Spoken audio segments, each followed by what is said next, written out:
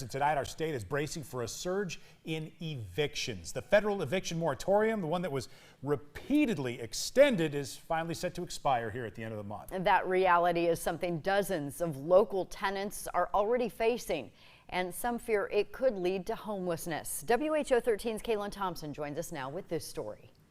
Yeah, well, Aaron, people living at the Jefferson apartment building received notice last week they'll need to move out, but with no timeline of when or how long. Tenants are now scrambling to find a new place to live, something thousands of Iowans could face at the end of the month. The people who called Jefferson Apartments home will soon have to find a new one.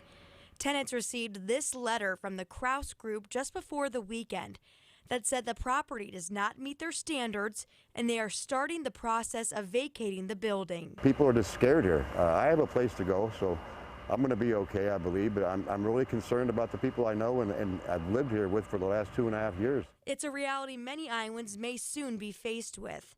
Iowa Legal Aid is worried come August 1st, when the moratorium ends, evictions will increase across the state. Right now, at this very moment, it's very, very concerning because we're already expecting this massive surge in evictions. So we're going to have this massive surge and now this unexpected problem of these very large-scale evictions, unrelated to non-payment of rent and related to seemingly other issues. A spokesperson from the Kraus team did provide these points in a statement, saying no one is being evicted. The apartment's common areas and building systems need upgrades, maintenance, and cleaning, meaning tenants will need to relocate during this process.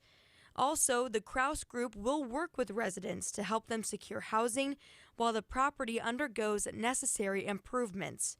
But with no timeline mentioned, current tenants are uneasy about what's to come. I fear that a lot of these people might end up in the homeless shelter, and that really makes me sick.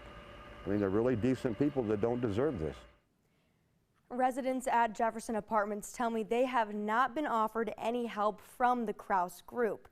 One says he does plan to meet with the Iowa Legal Aid to find out what his options are.